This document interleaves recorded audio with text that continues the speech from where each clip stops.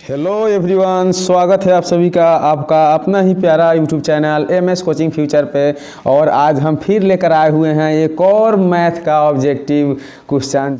Matric board परीक्षा में धमाका करने के लिए हो जाइए तैयार, क्योंकि अब आपका ख़त्म हुआ इंतज़ार। क्योंकि रवि सर लेकर आए हुए हैं वैसे वस्तुनिष्ठ प्रश्न जो बिहार बोर्ड परीक्षा में पूछे ही जाने वाले हैं। आप सोचते होंगे सर जब भी ऑब्जेक्टिव बनाते हैं तो बोलते हैं से यही प्रश्न आएगा, तो आप इतना बात पर ध्यान दीजिएगा कि आपके बोर्ड परीक्षा में कुल मिलाकर अब ऑब्जेक्टिव से 200 प्रश्न पूछे जाते हैं। 200 कैसे आप सोच में पड़ गए होंगे, लेकिन इतना ध्यान दीजिए कि आपका सेक्शन यानी पाली कितने होते हैं, तो 2 पाली से एग्जाम होते हैं। फर्स्ट पाली एवं सेकेंड पाली, दोनों पालियों को मिला के आपका ऑब्जेक्टिव 200 यानी पूरे 200 हो गए। तो 200 ऑब्जेक्टिव का टारगेट बनाने के लिए लगभग आपको 400 ऑब्जेक्टिव का पीछा करना पड़ेगा। फिर आप जाके उसमें से आप दोनों पाली में 50-50 नंबर उठा सकते हैं। तो आप घबराइए नहीं और ज़्यादा क्वेश्चन देखकर डरिए मत, क्योंकि अब डरने की नहीं है कोई बात जब हम हैं आपके साथ। तो चलिए हम आपको पैटर्न बता देते हैं एक बार फिर से। तो बोर्ड परीक्षा का पैटर्न आप लोग पिछले वीडियो में भी जानने थे और देखे थे कि ऑब्जेक्टिव क्वेश्चन 100 पूछे जाते हैं। एक पाली में 100 ऑब्जेक्टिव क्वेश्चन आते हैं और 30 आपका सब्जेक्टिव लॉन्ग और शॉर्ट सब्जेक्टिव मिलाकर आते हैं। तो कुल मिलाकर आपका परीक्षा में 138 प्रश्न पूछे जाते हैं, जिसमें से आपको किन्हीं 69 प्रश्नों का सही उत्तर यानी हल करना पड़ता है। तो चलिए हम आप लोगों को ले चलते हैं पहला प्रश्न की ओर। लेकिन इससे पहले आपको कह देना चाहते हैं कि आप लोग वीडियो पर नए हों तो चैनल को सब्सक्राइब कर लीजिए, ताकि इस प्रकार के आपको वीडियो आसानी से प्राप्त हो जाए। क्योंकि बहुत ऐसे लोग होते हैं जो वीडियो देख लेते हैं और चैनल को सब्सक्राइब नहीं करते हैं। सब्सक्राइब करने में कोई पैसा नहीं लगता है, उससे मेरा आप लोग सपोर्ट करिएगा तो मेरा हौसला बढ़ेगा और इसी तरह का वीडियो आपके सामने हम हर बार लेकर आएंगे। तो चलिए शुरू करते हैं पहला प्रश्न। तो पहला प्रश्न ध्यान से देखिएगा, आपके सामने है प्रश्न।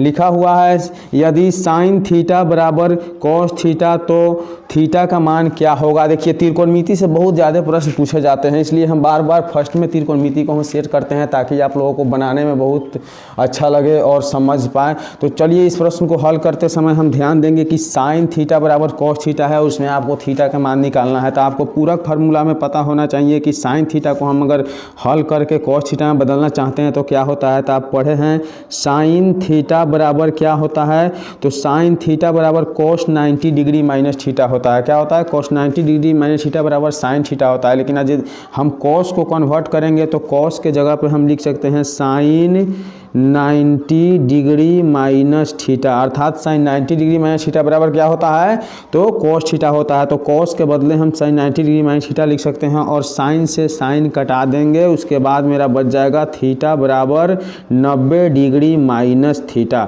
अब यहाँ एक थीटा है और जो थीटा आपको दाहिना में है उसे बायां में खींच लाएंगे तो ये थीटा जुड़ जाएगा और बराबर में हो जाएगा आपका 90 डिग्री। अब बढ़ते हैं आगे तो देखिएगा, तो एगो थीटा है, वो थीटा को हम जोड़ेंगे तो 2 थीटा बराबर क्या हो जाएगा 90 डिग्री। और थीटा को निकालते समय हम 90 के बट्टे में क्या कर देंगे 2, तो 2 से कटाने के बाद बचा 45, अर्थात थीटा का मान क्या हो गया 45। तो आपका ऑप्शन डी सही है। तो पहला क्वेश्चन आप अच्छा से समझ गए होंगे। तो चलिए बढ़ते हैं दूसरे प्रश्न की ओर। तो दूसरे प्रश्न क्या है, ध्यान से देखिएगा। दिया हुआ है एक वृत्त की व्यास 14 cm है। एक वृत्त की व्यास कितना है 14 cm है, तो इसकी परिधि क्या होगी। तो व्यास दिया हुआ है तो सबसे पहले आपको त्रिज्या निकालना होगा। तो त्रिज्या r बराबर तो पढ़े होंगे d/2, अर्थात 14/2 करिएगा। 2 से कटाने के बाद आपका त्रिज्या 7, यानी r का वैल्यू कितना आ जाएगा 7। उसके बाद आप वृत्त का परिधि आसानी से निकाल सकते हैं। वृत्त का परिधि निकालने का फॉर्मूला क्या आता है, तो वृत्त का परिधि c बराबर होता है 2πr, अर्थात 2 गुने पाई का मान 22/7 गुने त्रिज्या कितना निकाले हैं 7। तो 7 से 7 कटने के बाद 2 से 22 में गुना कर देंगे, कितना हो जाएगा 44। तो आपको पता हो गया होगा कि आंसर सही क्या है। तो आपका दूसरा प्रश्न का सही आंसर है यानी उत्तर है ऑप्शन डी 44 सेंटीमीटर। अब देखेंगे अगली प्रश्न। अगली प्रश्न है बिंदुओं -5,7 और -1,3 के बीच की दूरी क्या होगा। इस प्रकार के प्रश्न को हल करने के लिए दूरी सूत्र आप आसानी से लगा सकते हैं। तो चलिए ध्यान दीजिए, दूरी सूत्र हम लगाकर आपका मैथ हल कर रहे हैं। तो दूरी सूत्र में पढ़े हैं x1 - x2 का होल स्क्वायर और क्या हो जाता है प्लस y1 माइनस y2 का होल स्क्वायर। तो यहाँ आपका x1 का मान दिया हुआ है -5 और माइनस फार्मूला में के और माइनस में आपका x2 का मान है 1, तो हो जाएगा प्लस, और इसे क्या करेंगे कोष्ट बन करके स्क्वायर कर लेंगे, फिर प्लस। ध्यान दीजिएगा y1 के मान क्या है 7 है और माइनस y2 के मान कितना है तो 3 है, फिर स्क्वायर कर लेंगे। अब बढ़ते हैं आगे। तो -5 में से 1 घटेगा तो कितना हो जाएगा -4, अर्थात -4 का स्क्वायर प्लस क्या हो जाएगा तो 7 में से 3 घटाएंगे तो 4 का स्क्वायर। अब ध्यान दीजिएगा रूट अंडर आपका 4 के स्क्वायर 16 जोड़ 4 का स्क्वायर कितना हो जाएगा 16। तो 16 को 16 में जोड़ देंगे तो कितना हो जाएगा तो 16 हो जाएगा रूट 32। कितना हो जाएगा रूट 32। तो रूट 32 को आप तोड़ सकते हैं कितना तो 16 गुने 2। अब 16 का वर्गमूल आपका 4 आ जाएगा, रूट के अंदर बच जाएगा 2। तो देख लीजिए आपका सही उत्तर क्या होना चाहिए। तो तीसरा प्रश्न का सही उत्तर है ऑप्शन सी, अर्थात 4√2।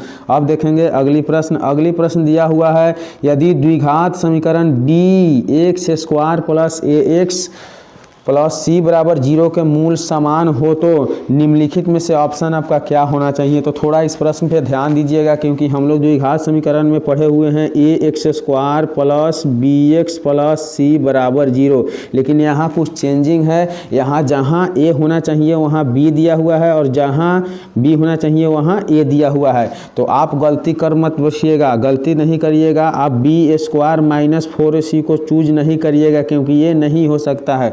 आपका सही उत्तर होगा ऑप्शन डी, अर्थात a² माइनस 4bc बराबर 0। अब बढ़ते हैं अगली प्रश्न की ओर। तो अगली प्रश्न क्या है ध्यान से देखिएगा। तो अगली प्रश्न है बिंदु 2,3 की मूल बिंदु से दूरी होगी, यानी मूल बिंदु से दूरी निकालना सबसे आसान होता है। फार्मूला आपको पता होगा। से मूल बिंदु से दूरी निकालने के लिए x² प्लस y² किया जाता है, अर्थात रूट अंडर x का मान कितना है 2 है तो 2 का स्क्वायर कर दीजिए और फिर y के जगह पर 3 है तो 3 का स्क्वायर कर दीजिए। अब बढ़ते हैं आगे। तो 2 के स्क्वायर 4 हो जाएगा और प्लस 3 के स्क्वायर कितना हो जाएगा 9, जोड़ देंगे तो रूट के अंदर 9 4 13, अर्थात आपका ऑप्शन सी सही हो गया। तो 5वां नंबर प्रश्न का उत्तर क्या हो गया ऑप्शन सी, यानी रूट 13। अब बढ़ते हैं अगली प्रश्न की ओर। अगली प्रश्न है निम्नलिखित में किसका दशमलव प्रसार शांत है। निम्नलिखित में किसका दशमलव प्रसार शांत है। तो इसे थोड़ा आप भागा देकर बारी बारी से कर लीजिएगा। तो इसका सही आंसर है ऑप्शन ए, अर्थात 3/8। अब बढ़ते हैं अगली प्रश्न की ओर। अगली प्रश्न क्या है ध्यान दीजिएगा।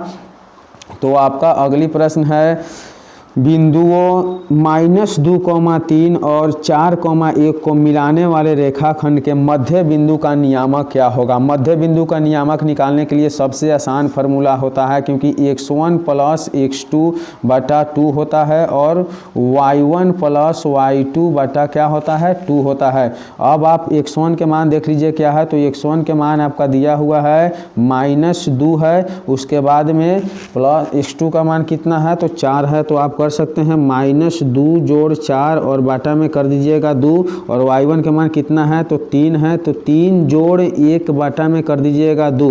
तो 4 में से 2 घटा लेंगे कितना बच जाएगा 2 बाटा में 2, 3 1 4 बाटा में 2। अब देखिए 2 से 2 आप एक बार में कटा दीजिएगा और 2 से 2 दो बार में। तो आपका सही आंसर हो गया 1,2। तो किस ऑप्शन में है तो आपका सही उत्तर हुआ 7वां नंबर प्रश्न का सही उत्तर हुआ ऑप्शन ए, अर्थात 1,2। अब बढ़ेंगे अगली प्रश्न की ओर। अगली प्रश्न क्या है ध्यान से देखिएगा। लिखा हुआ है एक लंबवृत्तीय बेलन जिसकी त्रिज्या कितना है r है तथा ऊंचाई h है तो उसका वक्रपृष्ठ का क्षेत्रफल क्या होगा। तो बेलन का वक्रपृष्ठ का क्षेत्रफल क्या होता है तो 2πrh, अर्थात आपका सही उत्तर हो जाएगा बी, ऑप्शन बी 2πrh। अब बढ़ेंगे अगली प्रश्न की ओर। अगली प्रश्न क्या है ध्यान से देखिएगा। दिया हुआ है सेक 60 डिग्री का मान क्या होता है। तो आप पढ़े होंगे से cos 60 डिग्री का मान कितना होता है। तो cos 60 डिग्री का मान 1/2 होता है। तो ठीक इसका उल्टा होता है सेक। तो सेक उल्टा होता है तो इसको उलट दीजिए तो 2 ऊपर बटा में 1। तो बटा में 1 लिखने की कोई ज़रूरत नहीं है, इसलिए आपका सही उत्तर हो गया सेक 60 डिग्री का मान आपका हो गया ऑप्शन सी, अर्थात 2। क्या हो गया ऑप्शन सी, अर्थात 2। अब देखेंगे अगली प्रश्न। अगली प्रश्न क्या है तो अगली प्रश्न है सारवा अंतर डी समान हो सकता है, सारवा अंतर डी हो सकता है, यानी सारवा अंतर डी कौन हो सकता है, तो सारवा अंतर डी आपका इनमें से सभी हो सकता है, इसलिए ऑप्शन डी सही है। अब बढ़ेंगे अगली प्रश्न की ओर। अगली प्रश्न क्या है, तो ध्यान दीजिएगा, 5 + 3√2, 5 + 3√2 क्या है, तो 5 + 3√2 आपका एक अपरिमेय संख्या है। कौन संख्या है, अपरिमेय संख्या है। ध्यान दीजिएगा, बहुत ही अच्छा प्रश्न है, बोर्ड परीक्षा में पूछे जा सकते हैं। अब बढ़ते हैं अगली प्रश्न की ओर। अगली प्रश्न है, निम्न में से कौन अभाज्य है। अभाज्य यानी किसी दूसरे से भागा नहीं लगने वाला है। तो आप देख सकते हैं इसमें अभाज्य कौन है, तो अभाज्य आपका 71 है। 71 किसी के पहाड़ा में नहीं आता है, अर्थात किसी से विभाजित नहीं होता है। अब देखेंगे अगली प्रश्न। अगली प्रश्न क्या है, ध्यान दीजिएगा, लिखा हुआ है, निम्न में कौन अपरिमेय नहीं है। अपरिमेय नहीं है अर्थात परिमेय है। तो इसमें देख लीजिए परिमेय कौन है, तो √7 का वर्गमूल नहीं निकलता है, या परिमेय हो गया। √13 का वर्गमूल नहीं निकलता है, अपरिमेय हो गया। लेकिन ऑप्शन सी में आपका जो दिया हुआ है √25, तो 25 का वर्गमूल कितना होता है, 5। तो ये क्या हो गया, परिमेय। क्या हो गया, परिमेय। अब तो आपका सही उत्तर क्या हो गया, ऑप्शन सी। क्या हो गया, ऑप्शन सी अर्थात √25। अब देखेंगे अगला प्रश्न। अगला प्रश्न क्या है, ध्यान से वीडियो पर लगातार बने रहिएगा।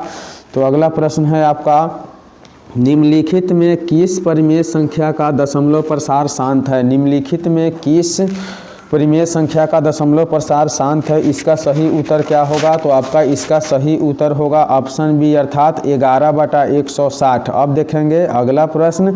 अगला प्रश्न है, 2 लगातार सम संख्याओं का महत्तम समवर्तक क्या होगा। 2 लगातार सम संख्याओं का महत्तम समवर्तक क्या होगा, तो 2 का अभाज्य गुणनखंड निकालेंगे तो 2 × 1 आ जाएगा, और 4 का अभाज्य गुणनखंड जब निकालेंगे तो 2 × 2 अर्थात 4। तो HCF में हम उसी संख्या को लेते हैं जो सभी में शामिल है, इसलिए आपका ऑप्शन 2 क्या हो जाएगा, सही है। तो इसका सही उत्तर हुआ सी अर्थात 2। अब देखेंगे अगला प्रश्न क्या है, तो अगला प्रश्न है आपका, यदि अल्फा तथा बीटा द्विघात बहुपद x² + x - 2 के शून्यक होंगे तो 1/α + 1/β के मान क्या होना चाहिए। इसको थोड़ा हल करना पड़ेगा, समय लगेगा, इसलिए आपको सही उत्तर बता देते हैं। तो सही उत्तर है 1/2 अर्थात ऑप्शन ए। अब देखेंगे अगला प्रश्न। तो अगला प्रश्न क्या है, ध्यान दीजिएगा, लिखा हुआ है, यदि किसी समांतर श्रेणी एनवां पद, किसी समांतर श्रेणी एनवां पद an + b है तो इसका पदांतर क्या होगा। फिर से पढ़िएगा प्रश्न, यदि किसी समांतर श्रेणी एनवां पद an + b है तो इसका पदांतर क्या होगा। तो इसका सही उत्तर आपका हो जाएगा ऑप्शन बी अर्थात ए। क्या हो जाएगा, ए। अब बढ़ेंगे अगली प्रश्न की ओर। अगली प्रश्न क्या है, ध्यान से वीडियो पर बने रहिएगा।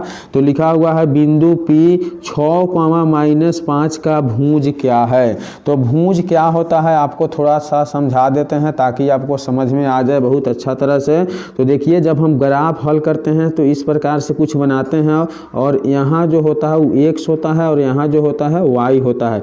तो इतना ध्यान दीजिएगा, जो x होता है वही आपका भुज होता है। x क्या होता है, भुज होता है, अर्थात जो x का मान होगा वो भुज होगा, और जो y का मान होगा वो क्या होगा, कोटि होगा। क्या होगा, कोटि होगा। तो आपका सही उत्तर क्या होना चाहिए, आप जान चुके होंगे। तो सही उत्तर है आपका ऑप्शन ए अर्थात कितना है, 6। तो आपका भुज क्या है, 6। अब देखेंगे अगला प्रश्न।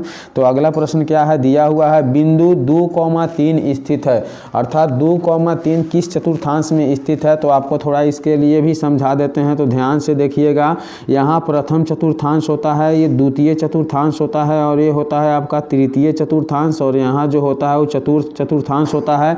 तो पहला होता है जो प्लस ही होता है प्रथम चतुर्थांश में, और उसके बाद द्वितीय चतुर्थांश में आपका माइनस+ होता है, और तृतीय चतुर्थांश में माइनस होता है, और चतुर्थ चतुर्थांश में क्या होता है, तो +, होता है। ये अगर डायग्राम में फिगर आप याद कर लीजिएगा तो किसी भी प्रकार का मैथ आए इस तरह का तो आप हल कर सकते हैं, उसका उत्तर सही दे सकते हैं। तो इसका सही उत्तर होगा क्या, आप जान चुके होंगे। तो इसका सही उत्तर होगा ऑप्शन ए अर्थात प्रथम पद में। कहाँ होगा, प्रथम पद में। तो 2,3 स्थित है प्रथम पद में। अब बढ़ेंगे अगली प्रश्न की ओर। तो अगली प्रश्न क्या है, दिया हुआ है यदि x बराबर a और y बराबर b तो समीकरण x माइनस वाई बराबर 2 तथा x प्लस वाई बराबर 4 के हल होगा तो a और b का मान निम्नलिखित में से कौन होगा। a का मान और b का मान क्या होना चाहिए। तो ध्यान दीजिए आपका सही उत्तर हो जाएगा ऑप्शन, क्या हो जाएगा सही उत्तर, तो ध्यान दीजिएगा ऑप्शन सी अर्थात 3,1। आप बारी बारी से हल करके देख सकते हैं। तो आपका समझ लीजिए से x का मान 3 हो गया और y का मान 1 हो गया। तो जब इस समीकरण को हम हल करेंगे तो x माइनस वाई है अर्थात आप देख सकते हैं 3 में से 1 घटा लीजिएगा, क्या आ जाएगा 2। तो 2 आपका सही मिल रहा है, इसलिए इसका सही उत्तर क्या होगा 3,1 अर्थात ऑप्शन सी। अब बढ़ेंगे अगली प्रश्न की ओर। अगली प्रश्न क्या है, तो दिया हुआ है समीकरण x square plus 2x plus 4 बराबर 0 के मूल का प्रकृति होगा। तो इस प्रकार के प्रश्न को आपको थोड़ा हल कर लेना चाहिए, क्योंकि बहुत भारी नहीं होता है, बहुत मुश्किल नहीं होता है, लेकिन हल कर लीजिएगा तो आपका सही उत्तर आ सकता है। तो देखिए इसका उत्तर क्या होना चाहिए, तो हल करके हम देखते हैं। मूल होता है b स्क्वायर माइनस 4ac, तो b का मान क्या होगा, तो b का मान 2 हो जाएगा। कितना हो जाएगा 2, 2 का स्क्वायर माइनस 4 गुने a का मान कितना हो जाएगा 1 और c के जगह पर 4 है, कितना है 4। अब देखिए 2 का स्क्वायर 4 होता है माइनस 4 चौका 16। अब बताइए 16 में से 4 घटेगा माइनस 12। तो जब d का मान 0 से छोटा होता है तो मूल नहीं निकल सकता है, अर्थात इसका सही उत्तर क्या होगा, तो सही उत्तर होगा ऑप्शन सी अवास्तविक। अब बढ़ेंगे अगली प्रश्न की ओर। अगली प्रश्न आपका क्या है, तो लिखा हुआ है कि बिंदुओं 4, -1 और 2, 3 के बीच की दूरी क्या होगा। तो बिंदुओं 4, -1 और 2, 3 के बीच की दूरी क्या होगा। तो फिर आप दूरी सूत्र पर बैठाकर बना सकते हैं इस मैथ को। तो इसी प्रकार से बनाइएगा तो आपका सही उत्तर ऑप्शन डी आएगा, अर्थात 2√5 आएगा। अगर हल करना चाहिएगा तो कोई हल इसका भारी नहीं है, बहुत आसान है। एक के जगह पर कितना है, x के जगह पर आपको 4 है तो 4 ले लीजिए, माइनस यहाँ x2 के जगह पर 2 है तो 2 लेकर स्क्वायर कर दीजिए, प्लस y के जगह पर माइनस में 1 है ले लीजिए, और उसके बाद y2 की जगह पर क्या है 3 है तो -3 करके स्क्वायर कर दीजिए।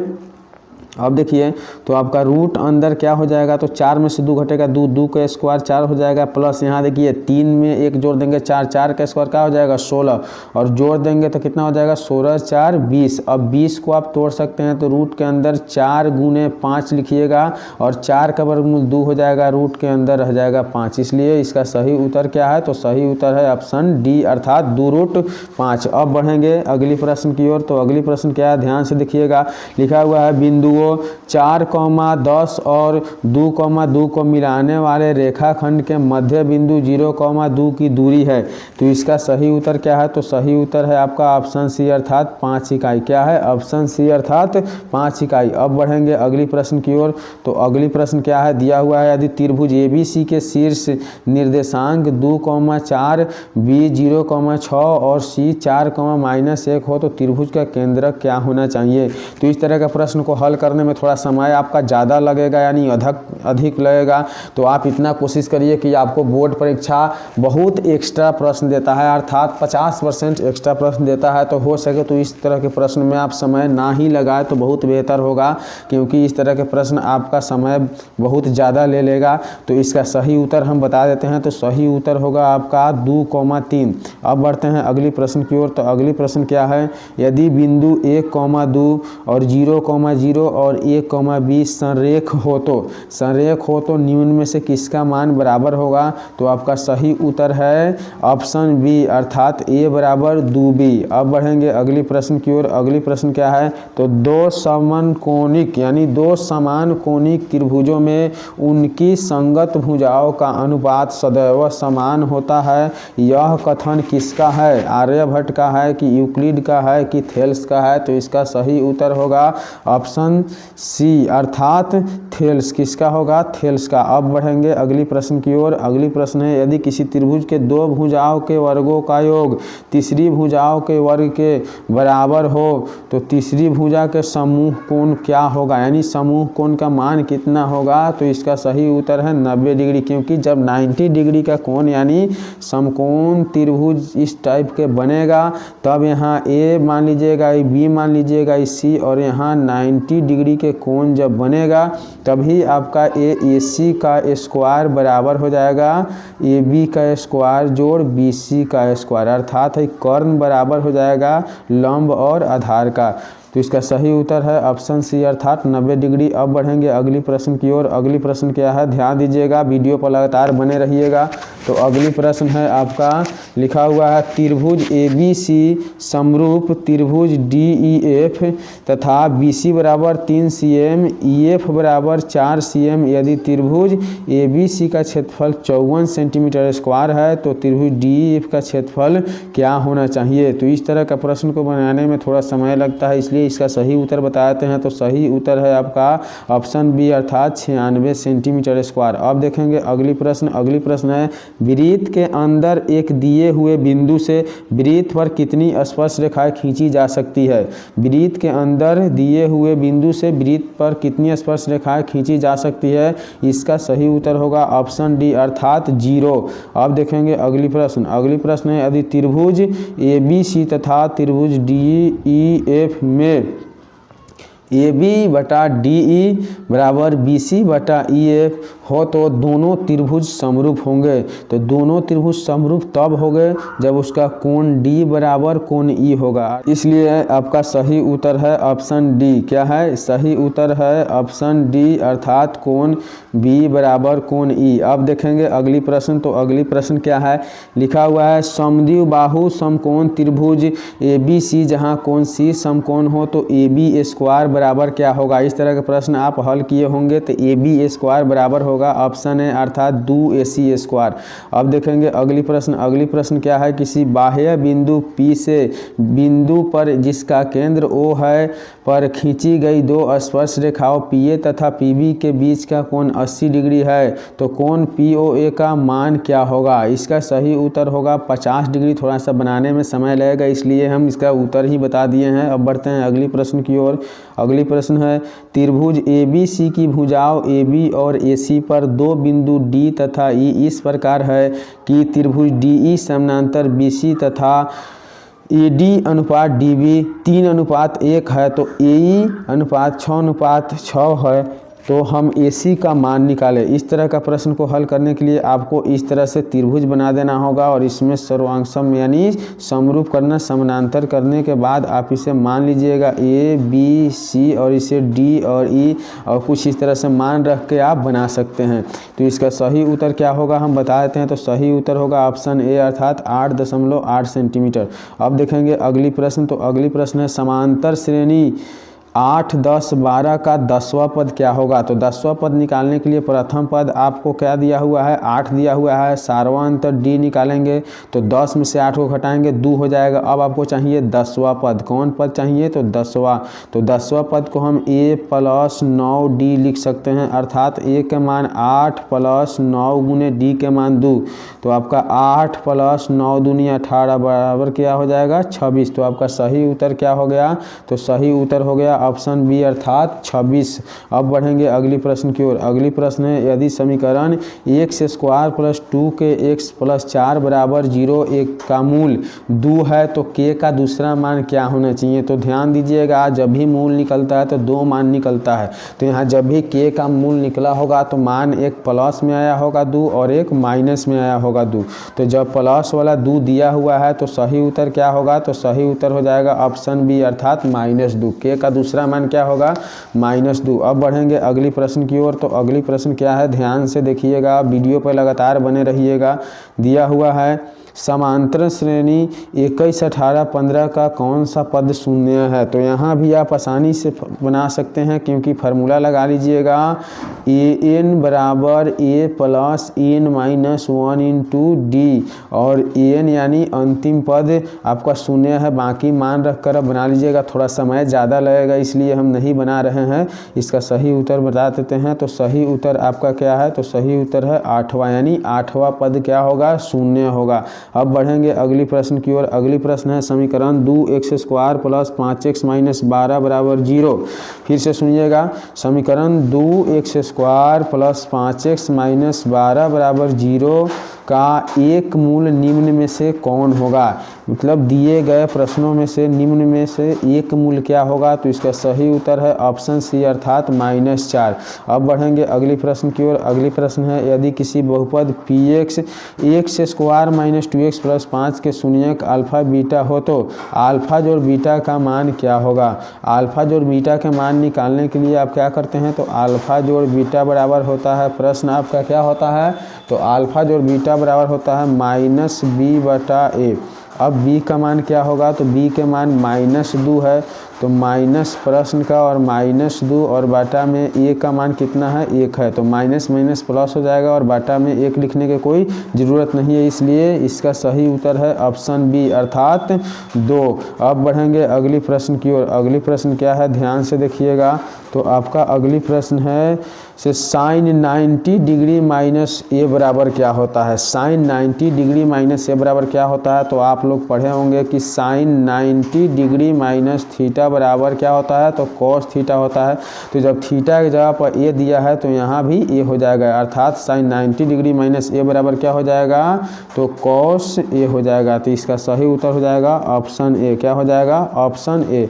अब देखेंगे अगली प्रश्न। अगली प्रश्न क्या है, तो निम्न में से कौन सेक के बराबर है। निम्न में से कौन सेक के बराबर है, तो आप पढ़े होंगे कि सेक a बराबर होता है 1/cos a। क्या होता है, 1/cos a, इसलिए इसका सही उत्तर हो गया ऑप्शन ए 1/cos a। अब बढ़ेंगे अगली प्रश्न की ओर।